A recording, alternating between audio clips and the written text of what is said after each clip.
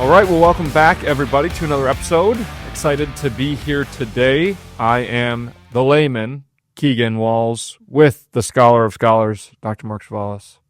How goes it today? Good to be here. Well, in terms of NFL football, the world is upside down. The Vikings won and they should have lost. The Rams lost and they should have lost.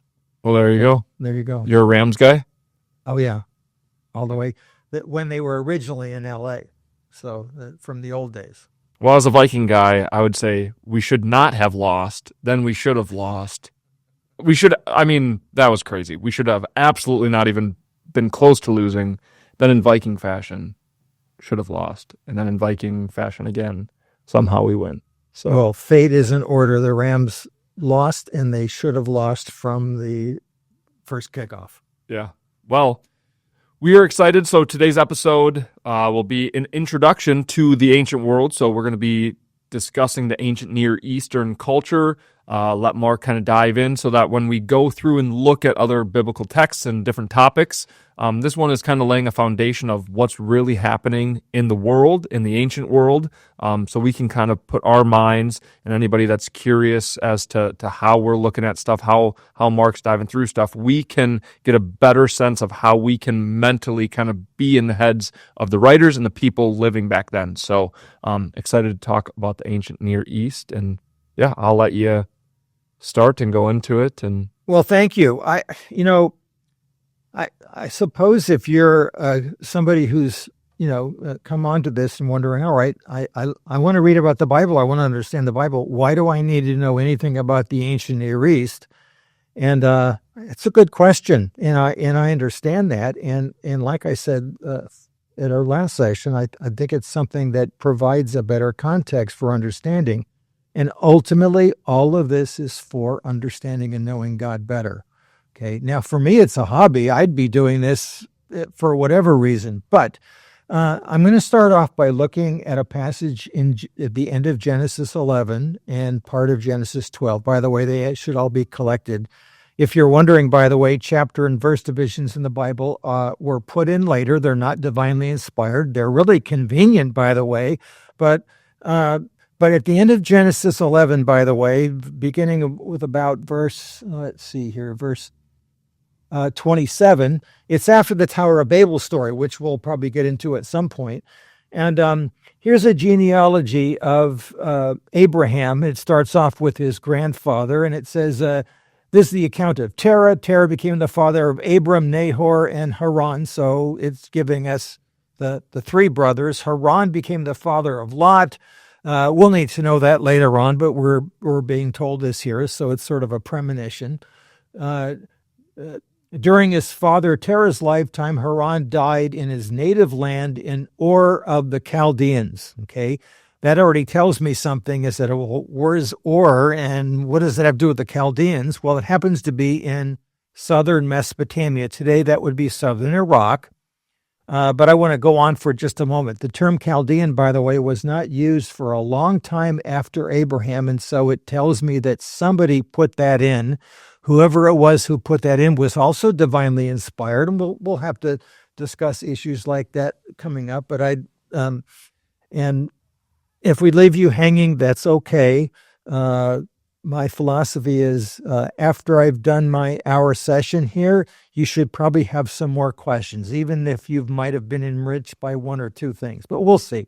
So anyway, then it says Abram and Nahor took wives. By the way, Abraham is not called Abraham yet, he's Abram. Abram and Nahor took wives for themselves. Abram's wife was named Sarai, and Nahor's wife was named Milcah. All of them play a role later on, a very small role for Milcah. She was the daughter of Haran. And then we're told in the next verse that Terah took his son Abram and grandson Lot, son of Haran, and his daughter-in-law and the whole gang, and they went from Ur of the Chaldeans to the land for the land of Canaan. But when they arrived in Haran, they settled there. Now, this doesn't make a whole lot of difference, perhaps to a reader of the 21st century, but it's very significant for somebody who's reading this whenever the final result was written down, probably in the first millennium BC, sometime early, I'm guessing. But at any point, Ur and Haran are connected, and like I said, they're both in southern Mesopotamia. Here's a map that we'll be showing you. Ur is in southern Mesopotamia, right along the Euphrates River in the south. If you travel along the Euphrates River, and by the way, about halfway up, even though this map doesn't show it, was a site that I worked on called Terka. Abraham probably stopped there and got some tea and kept on going all the way up until Haran, which is also not actually physically on this map. Today it's in southeastern Turkey, believe it or not. And Ur and Haran were two cities that worshipped the moon god as the mayoral deity. It was also the center of the Amorites, which was probably Abraham's ethnicity, by the way. And so his family had left Ur, which was probably the most populous city in the world when Abraham lived there. And so Abraham is probably like a New York City dweller. And he traveled all the way up to Haran. And at some point from there, he'll travel into Canaan, which is the next map here. From Haran, he would travel south into Canaan. Now, by the way, this would be like going from New York City to Iowa or anything like that. So Abraham's a big city dweller as far as we can tell. And Genesis 12 talks about his calling. And where's Abraham when he gets his calling? He's either at Ur or he's at Haran. Rabbis, by the way, were mixed about this. The Christian tradition has always put it down as Ur. But in any event, the point is that if you are an Israelite later on and you claim Abraham as your ancestral father, you're well aware that he doesn't come from where we're living now. Okay, we're living in Canaan, along the Mediterranean coast. Israel, of course, is the kingdom that was there. The name that the Bible gives it geographically is Canaan because that's where the Canaanites lived. But at any point, that's hundreds of miles away from the core, which is Mesopotamia. Today, Mesopotamia would be the entirety of modern-day Iraq, most of western Iran, all of inland Syria, and part of southern Turkey, which, by the way, both the Tigris and the Euphrates River have their origins up in Turkey. In fact, if we end up talking about the Eden, these are, of course, are two rivers, and I think that Eden probably was at the headwaters of the area, which is in the north, near Ararat, by the way, not in the south. But anyway, so this was the land of the Bible. It means that Abraham, in some respect, could be considered a Mesopotamian, and so it means that the Israelites understand that their roots are not in Canaan, but are far removed in Mesopotamia, that God called them out of there. So there's a supernatural calling. He's brought into another land.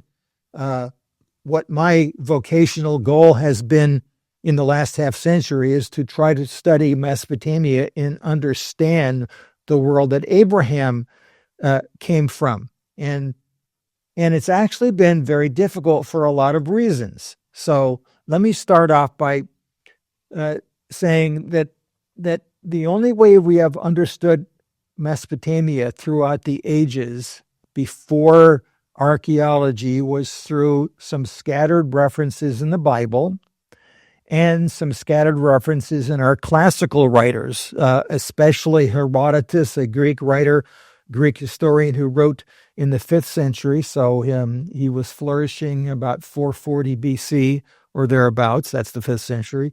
And Xenophon, another Greek writer who was a mercenary who had soldiers in Iran, Persia at the time was what it was called, and was traveling through and gave a very detailed account of his travels through Upper Mesopotamia, and a few other scattered references. But for the most part, Mesopotamia gets a pretty bad press, by the way. And the Bible, of course, gives it a bad press because who lives in Mesopotamia? The Assyrians and the Babylonians, who are the great enemies of Israel. The Assyrians in 2 Kings, late in 2 Kings are the ones who came and destroyed the northern kingdom of Israel and blotted it off the map.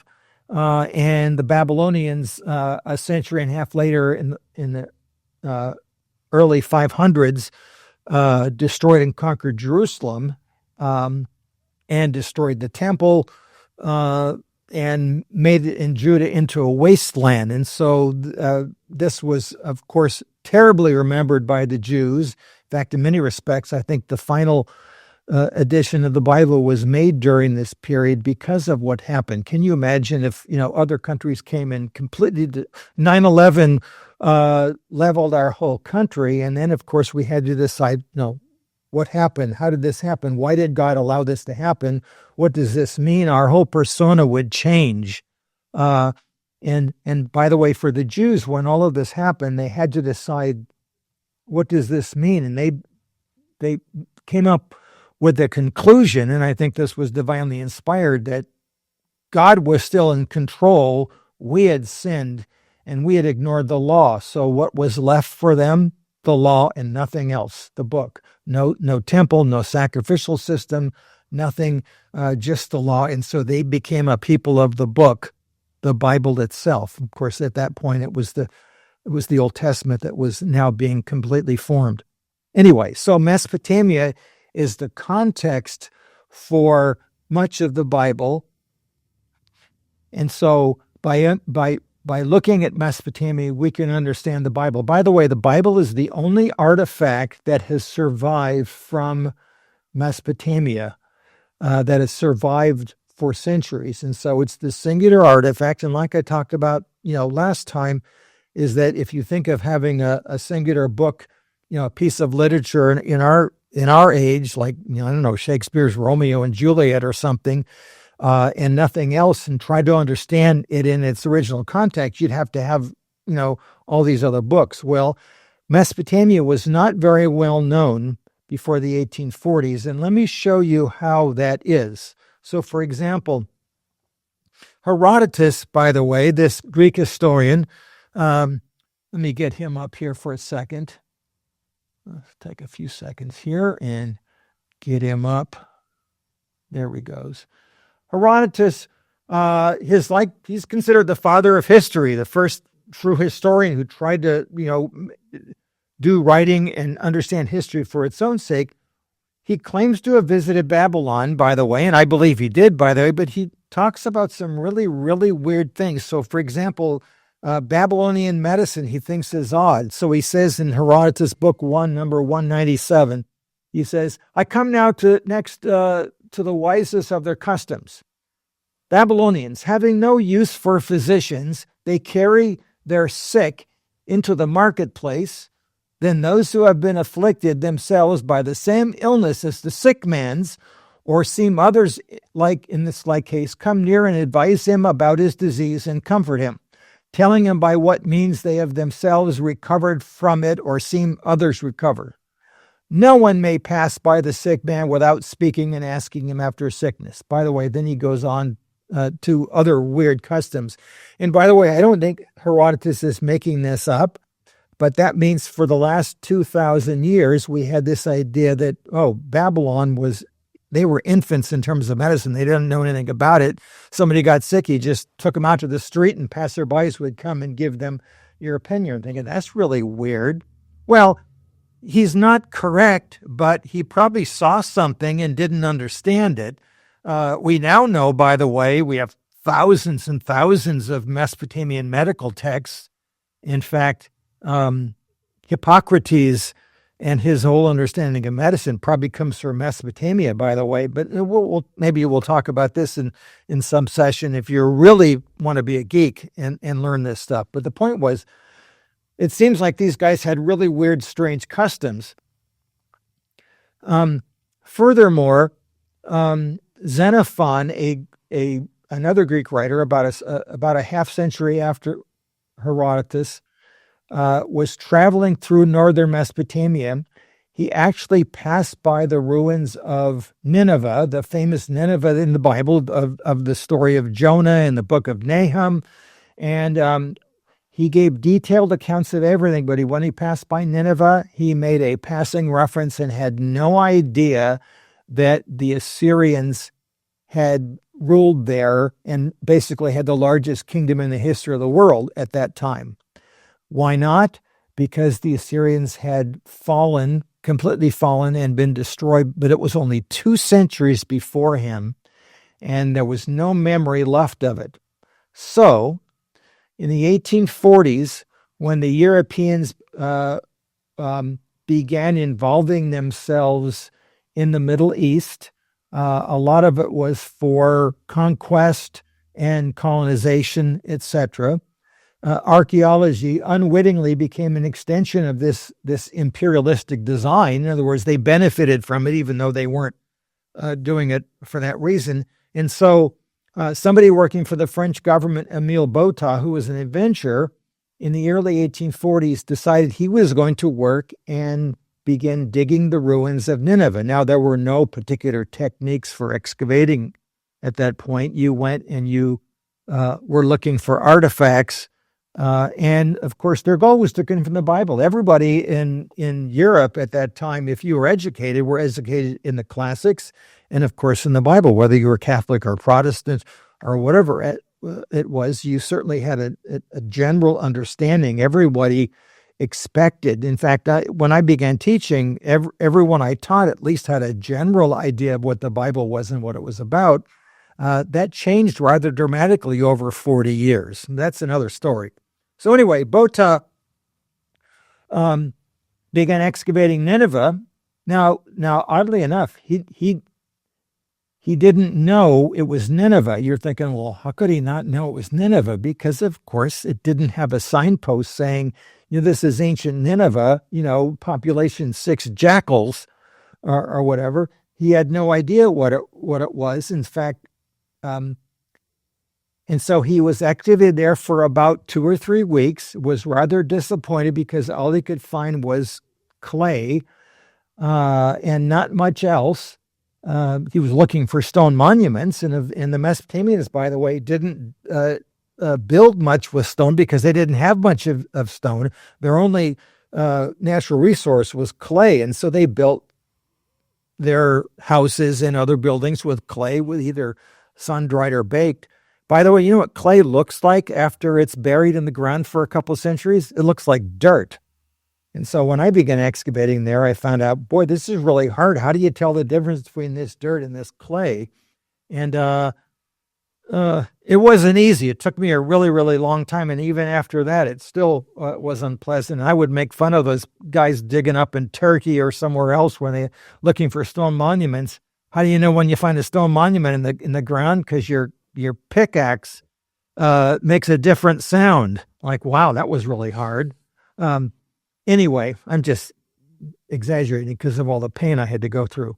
But so anyway, Botta stopped excavating what we would later know as Nineveh and went on to excavate another town. By the way, he did end up finding a really cool city, Sargon's bird, which was a famous king mentioned in the book of Isaiah, chapter 20. But anyway, he left Nineveh, and much to his dismay, I suppose, because, of course, of the rivalry between Great Britain and France, Austin Henry Layard, an Englishman, came and excavated Nineveh and became the famous excavator in Nineveh. Although he first started working in a place called Nimrud, and so when he was finished with his excavations at Nimrud, he wrote a famous book called Nineveh and Its Remains. So Botta went to Nineveh and worked there and didn't understand that it was Nineveh. Layard went to Nimrud, thought it was Nineveh, and wrote a book about it, and then he later on found Nineveh. So how would you know the difference? Because, like I said, there is no signpost.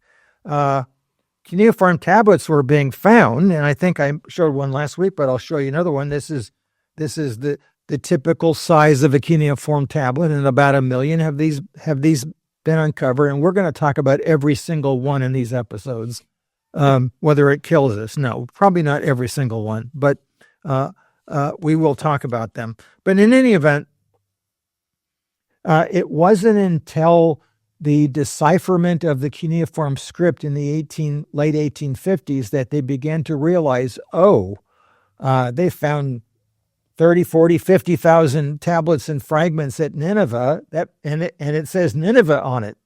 By the way, it's not as easy as you think. There was an ancient city in the south called Lagash, and it had two other cities surrounding it, Girsu and Shurgul. And for 100 years, we thought the city that was called Girsu, we thought it was Lagash until the mistake was reconciled in the 1970s.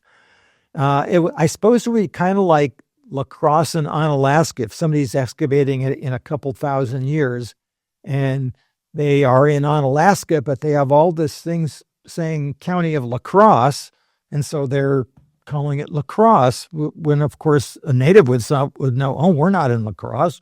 Oh yeah, we're in La Crosse County, but this is Unalaska. Well, how did you know? Because of the way it is, I suppose you would say. What else would you say? So now I have to put a little proviso about archaeology. It's not as secure as you think. In fact, I think archaeologists have to be more interpretive than historians because they have a lot of artifacts that are mute. They don't talk unless you have a text. And even then, you have to try to understand what the text is in a different script, in a different language, etc. And so you've got to be really humble when you've got archaeology because, we would excavate buildings and I couldn't tell you the function of the building. Is this a temple? Is this a palace? Is this a private residence? In fact, it's really hard. Is a big private residence looked just like a temple and a palace. And so how do I know the difference? Sometimes I don't. Because, of course, usually the only reason you leave artifacts in a building is if your building has been burned. Think about it. Keegan, if you're living in an apartment and you decide, all right, now we're going to go buy a house, I'm going to take a wild guess. When that happened, you probably cleared all your stuff out of your house, out of your apartment, because, of course, you wanted to keep it. I've got this old couch and my wife said, yeah, we can keep that, so we'll take it. And everything you wanted, you took out. Everything you didn't want, gum wrappers, whatever you left there, guess what I get to find? All the stuff you didn't want. Unless, of course, unfortunately, your building is burned to a crisp and everything that's built of, let's say, stone or plastic or whatever, I suppose even plastic wouldn't survive, might survive, but I'm going to be excavating the things that you don't want. But a burning might procure some things. In Mesopotamia, if you burn a building, whether by accident or on purpose, it's good for the archaeologists because tablets like to be burned. It actually purifies them and keeps them solids. So in any event, the archaeologist has to find things that were left behind. And of course, if you were worshiping a deity, you would take the statue of the deity with you if you refurbished a temple or what have you. So it's very difficult. So because of that, I want to read a couple excerpts out of a book just to give you a perspective on archaeology. Before you believe anything I tell you, I want you to look at it sort of tongue-in-cheek, like, I wonder if he really knows what he's talking about, or is he going to change his mind in a year or 2 years or 5 years or 10 years? And the answer probably is yes. And the reason I bring this up is that just the other day, I'm on a news source that gives me information about news about ancient Near East. It's really exciting. It's not exactly like, getting other news on YouTube or wherever else or wherever you get your news source, but I kind of like it. Anyway, we used to think that the alphabet, in the mid-20th century, we came up with the idea that the alphabet was invented somewhere in Syro-Palestine right around 1900 BC, and it was somebody who didn't like cuneiform and didn't like hieroglyphs, and so they made a really streamlined system. Maybe we can talk about this at some point. Hebrew ultimately is stemming from that. And even our script, the Latin script that we use, it stems from that. Well, an archaeologist I know, Glenn Schwartz, digging in Syria about 15 years ago, found alphabetic inscriptions in a tomb that is dated to around 2500 BC, 2400 BC to be precise. 500 years earlier, it's like, oops, we were wrong. And not only that, it's like, well, if we find something here, I wonder how much earlier it's going to go back that somebody invented an alphabet. We just don't know. In fact, so we have to be humble, realizing the next time somebody sticks a spade into the ground, they're not going to add to not going to simply add to my knowledge. They're going to modify it and even overturn something that I thought I already knew. And so just wait for the shoe to drop. It's going to drop if I can mix metaphors, which is like what I like to do all the time. So anyway, this is a little book that one of my professors actually read from a couple times 50 some years ago. The book came out in the 50s. It's called The Weans by Robert Nathan. Good luck trying to find this. It's been out of print for an eternity. I actually have one or two copies. And so the point of the book actually is to make fun of American culture in the 50s and 60s, but he does it in a very imaginative way by giving us a fictitious archaeologist who is from Africa living in the 5th or 6th millennium AD. So thousands of years in the present, and he's now excavating the North American continent. Well, that's pretty cool. I wonder what he would find. Well, think about it. I'm just looking around this room here. I'm thinking, all right, what will last? Let's say we abandon this room and nobody comes near it for a couple thousand years, or all of La Crosse. What would be left? Well, wood doesn't survive.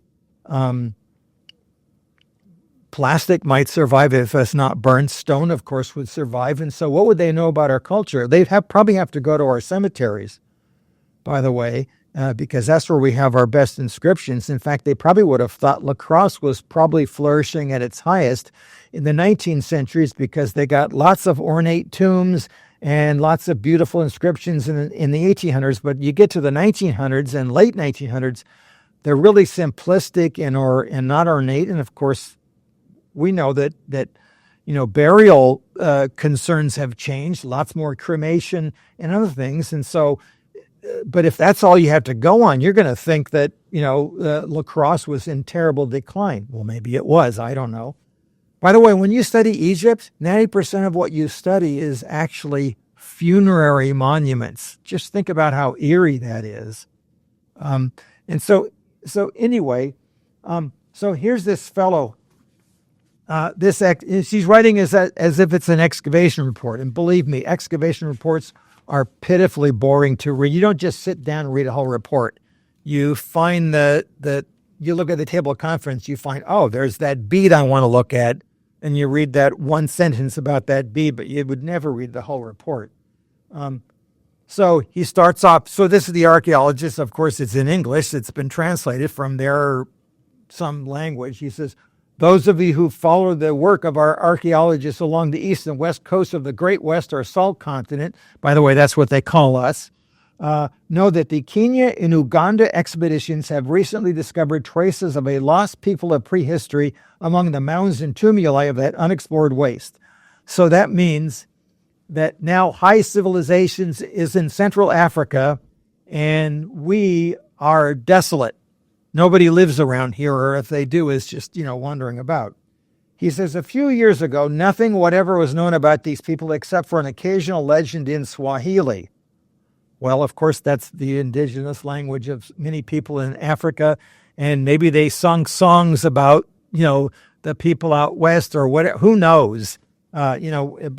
And then he says, and we still know very little about them, to be sure, but now that some inscription on the north wall of a temple at a place called Pound Laundry has been excavated, we now can be certain about something. And so they began to decipher our script, and just because you start deciphering a script doesn't mean you know everything about it. Even to this day, we're still having significant troubles with some of the ancient languages and the cuneiform script, even though it's been almost 175 years since its decipherment. We can even talk about that at some point. So, they're at this place called Pound Laundry at a temple. By the way, when you're an archaeologist, if you want to feel important, then the building you found is probably important. So, if I found Keegan's house, like, I just found a house, some guy named Keegan. But if I find a religious artifact in there, now I can call it a temple, which of course makes me look a little important. So, archaeologists are human too, in fact, maybe even a little less human sometimes. So what's Pound Laundry? All I can tell you is that Pound Laundry is the literal meaning of the name that they have found for the name of this major city. It has to do with laundry, and it has to do with weight. Okay. You've probably heard of the town. It's called Washington. Okay. Well, think about it. The guy, in other words, they're taking the name that was fused together and thinking, all right, what does Washington mean? Washington, that's about washing, of course, laundry, and pound, that has to do with tonnage. All right. I don't know. It was funny the first time I heard it, by the way, but by the way, this gets worse. And then they talk about the civilizations, and they call our civilization the Weans. Like, what on earth is the Weans?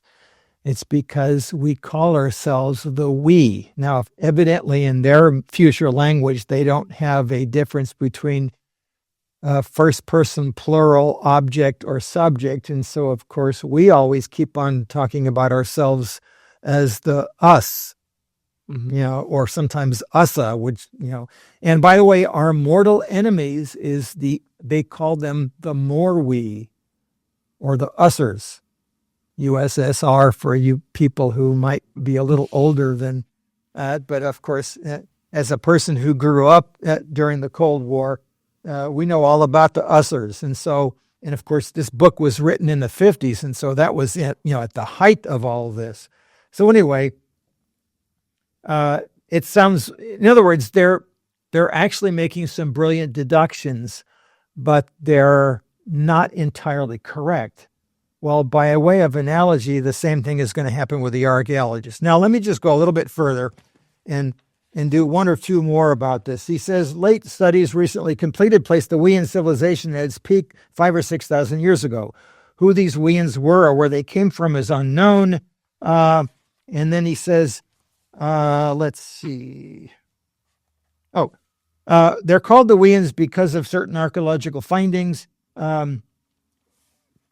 They probably were not at all a friendly or hospitable people. Like, well, sure, what do you mean? They never came to the Midwest.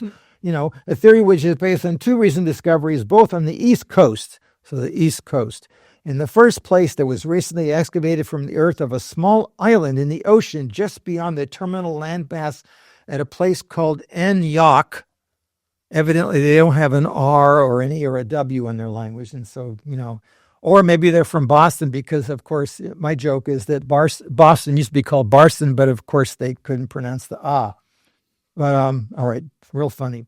So anyway, they found a hollow figure, or at least a part of one, of what appears to be a giantess, or possibly a goddess, with one arm upraised in a threatening attitude, or threatening posture, I suppose. Okay.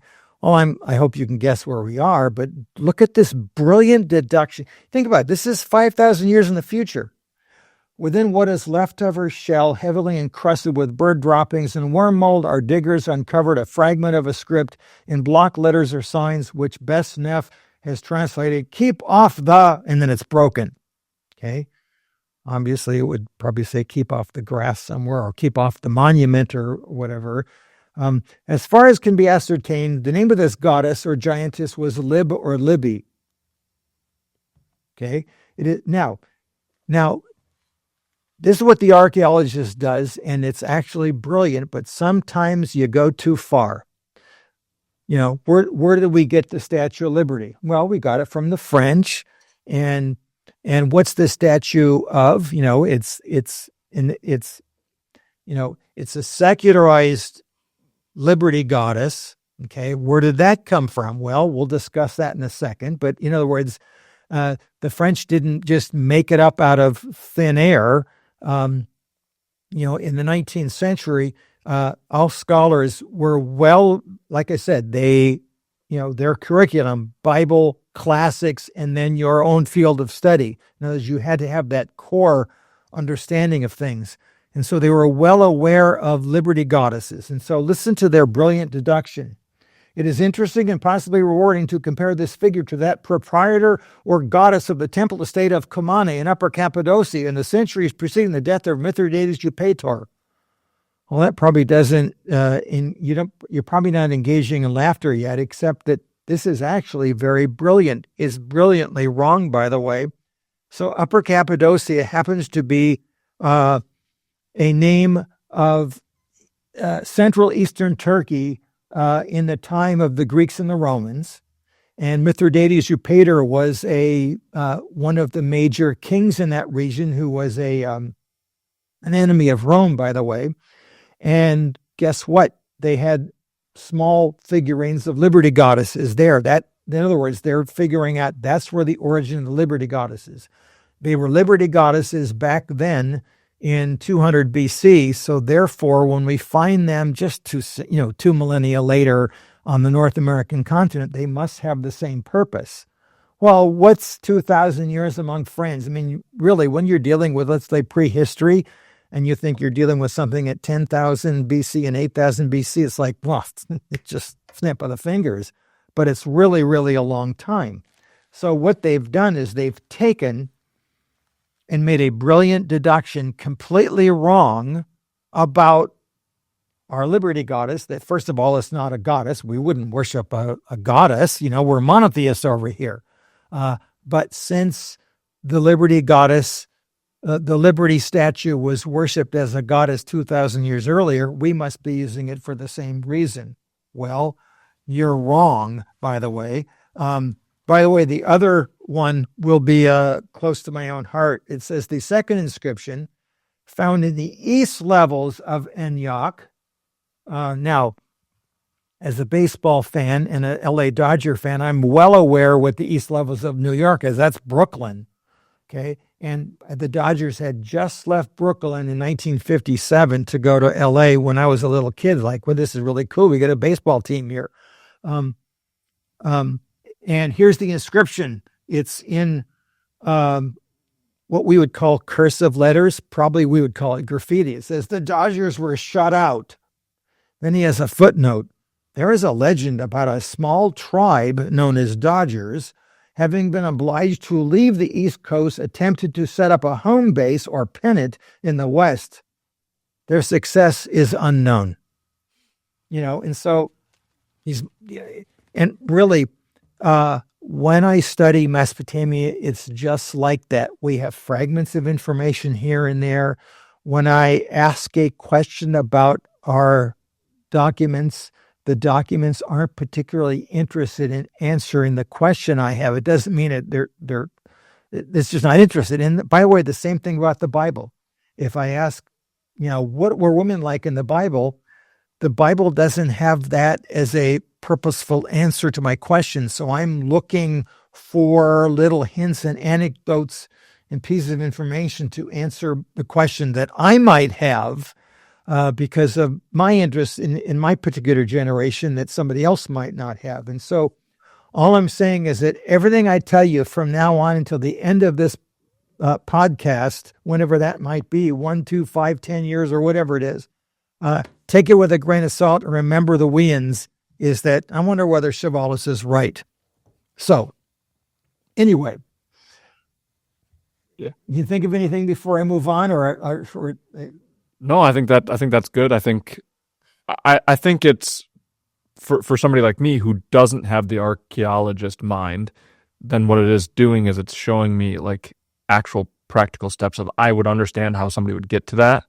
And so then I can place it. Okay, I'm doing that very same thing with, let's say, Genesis or the Old Testament, as opposed to it's really me trying to get into the mind of the writer and the people then, as opposed to even sometimes bringing the wrong question to it. And we go to the Bible, not wrongfully, but we go to the Bible because we have a question and we want an answer. And so if I have a question, then I can sometimes take this text that's maybe a square, my question's a circle, and it's like, well, it kind of relates. It has words that I could use, and I'm making the Bible answer my question that it doesn't even make sense. It doesn't even work. And so, yeah, I think that book is a really good example and kind of brings us into that worldview. Before now we dive even more into the worldview of ancient Mesopotamia. Well, just one other one in there, because the whole book is like that with bad puns, is that they're convinced that we roasted dogs and ate them, especially on holidays. Because, of course, what's the difference between a dog and a hot dog? Well, if you don't know the language, Yeah. it's the same word, so they must be the same thing. So that's another thing. So now the next thing I want to bring up is, again, it could be alarming until you think about it, is that the cultures surrounding Israel looked remarkably like the culture of Israel. I would say on a superficial level, but in other words, if you are an outsider, you would not be able to tell an Israelite from a Canaanite or even a Mesopotamian without scratching the surface and interviewing there, and actually probably interviewing them for quite a long time to figure out there's something a little different about these people. And I suppose it might be kind of like, let's say you're from, I don't know, another planet, and you come down here and you're talking to Keegan and Mark here, and you're, well, what do you believe about about the nature and order of things? Well, we believe in God. We believe that God created things, and we call ourselves Christians, and we're a different type of Christian. In other words, we have this particular evangelical bent. The Catholic tradition is here, but they're different, and we recognize they're very different from us. Over here, all these people, they're Buddhists and Hindus, and they're very different. And the person from outer space is going to say, I don't know about you, but it all looks the same to me. You all look like you're all from the same planet. And especially you people that call yourselves Christians, I don't see any difference between, all of you.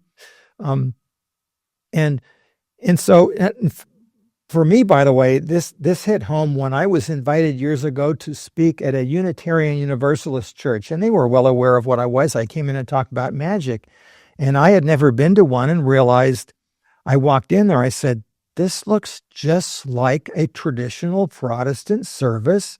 They have Sunday school for the kids. They have a sermon at the beginning. But then I started listening to what they're doing, and of course it was completely different. But if I was an outsider, it would take me a while to figure out, because the outer manifestation of how they did things looked the same.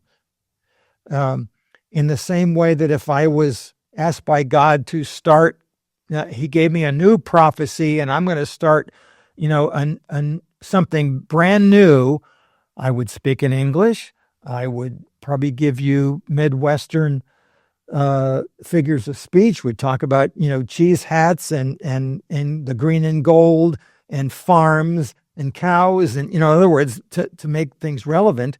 And we'd probably would have services on Sunday, because that's when people are used to having them. And and we would probably come together in a building and give a speech about the holy writing that God just gave me.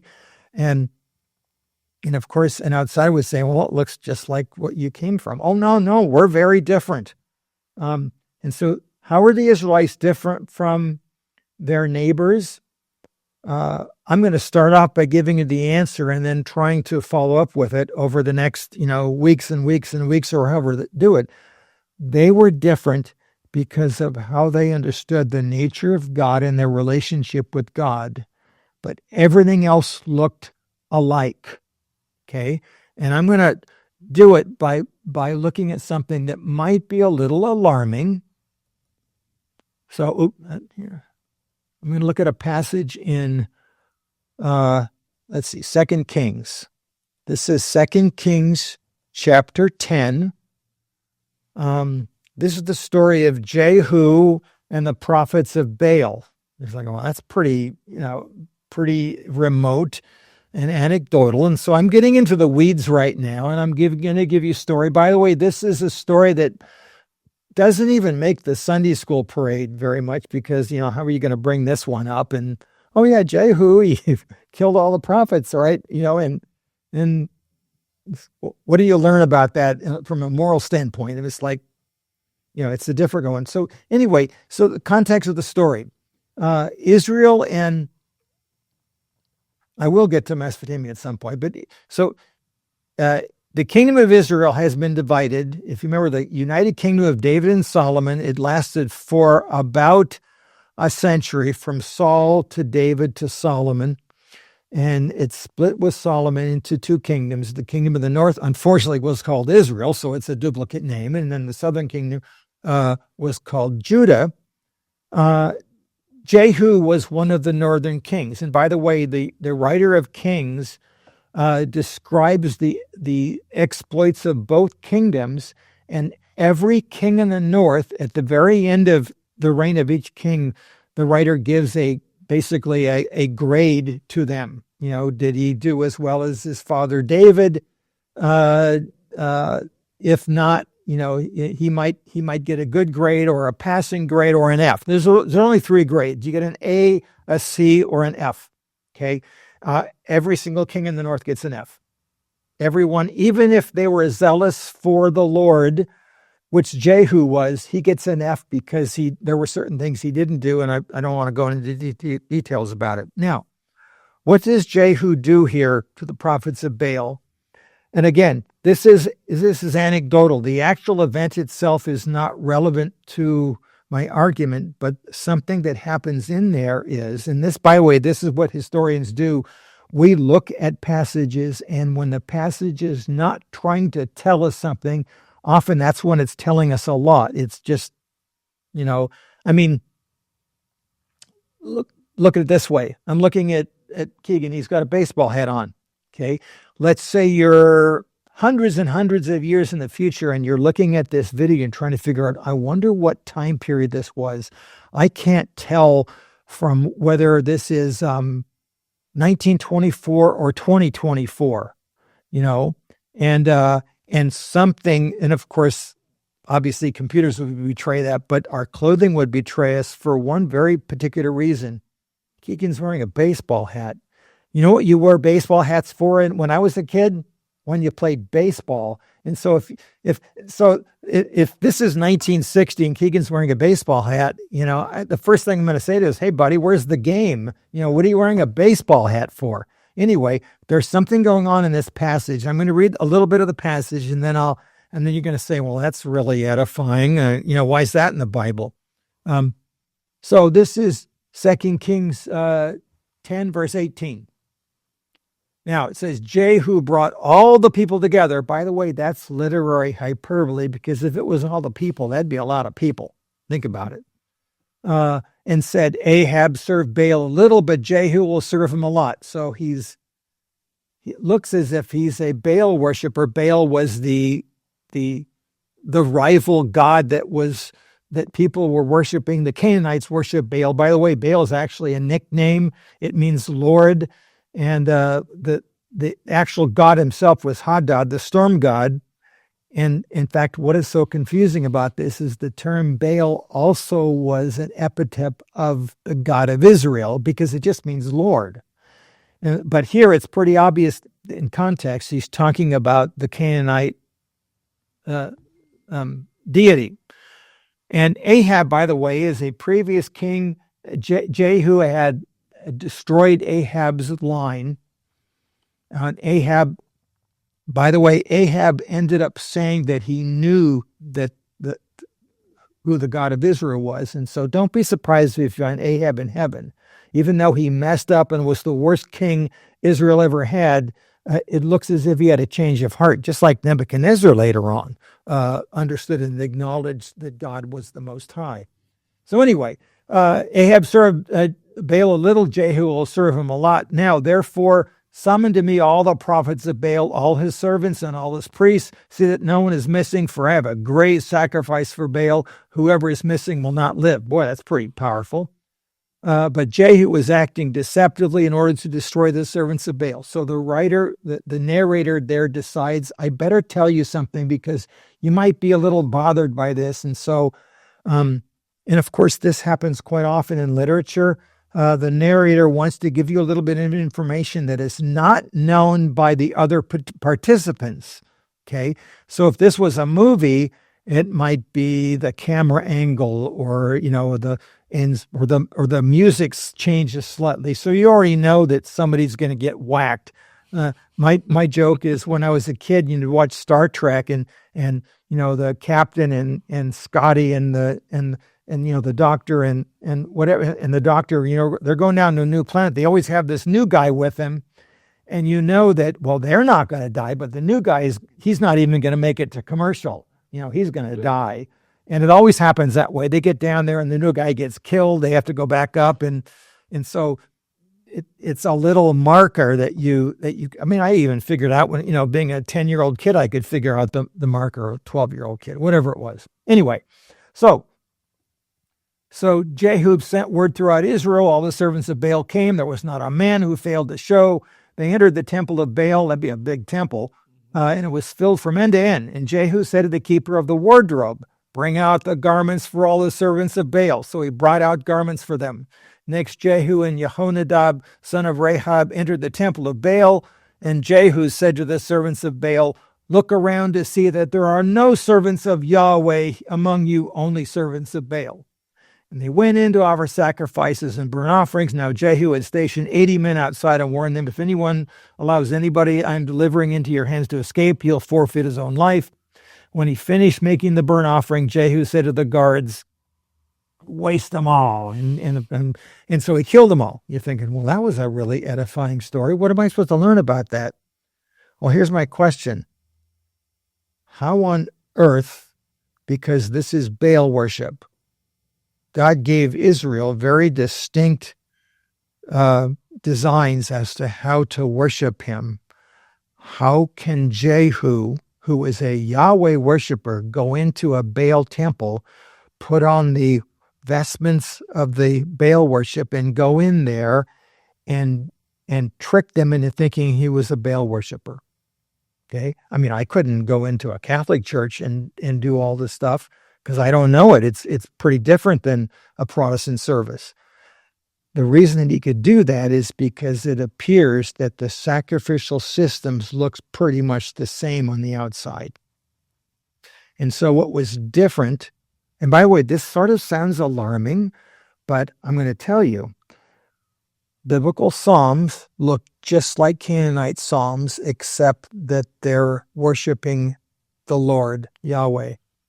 Biblical law looks a lot like Babylonian and Mesopotamian law, except the meaning behind them is different. The sacrificial system, the worship system looks a lot alike, except the meaning behind it is completely different. But that's something that's subtle, and it takes some time to understand. So this is why, by the way, if somebody said to you, wow, the Mosaic laws, they're just copies of the Hammurabi law that was hundreds and hundreds of years earlier, therefore, I don't believe the Bible is the word of God, you can now have an answer for them, is that, yes, wait a minute, before you get too caught up in that. Number one, Israel came from Mesopotamia. No wonder their stuff looks similar to they did. In other words, God gave them laws and culture based upon their environment that met them where they were. And secondly, the meaning behind the laws is fundamentally, if not subtly, different. And so this is why I can look at something like this and take a notice and discern things. Although, like I said, it seems to be somewhat alarming. But by doing this, I can have a better understanding of the Bible. Now, like I said at the beginning of this session, the Bible is an artifact that comes out of the ancient Near East, and we'll talk about some of the people groups in a minute or two. And in the ancient Near East, there are dozens and dozens of people groups and languages, but they all had pretty much a common cultural tradition. The Hebrew language, by the way, is very similar to other ancient languages, which I'll be discussing. Kind of like Italian is to think about it. Italian is very close to Spanish and French and Romanian and Portuguese. And they all have a derivative language, which would be Latin. And so, though an Italian and a Spaniard can't really dialogue directly with each other very easily, they can understand roots. I even had this discussion with a person yesterday. And so the languages are very similar. The outward manifestation of their culture looks remarkably similar, but there's something really, really different about Israel, and it's the meaning behind their cultural attributes and rituals. And so that's what we're going to be going into next. Great. Well, no, I think this is a good time to we'll take a pause here. We'll come back with a part 2, and so we'll end this kind of still setting up the scene, ancient Near Eastern context as we approach the Bible. So we'll take a pause here, and we'll come back with a part 2 episode next. Great.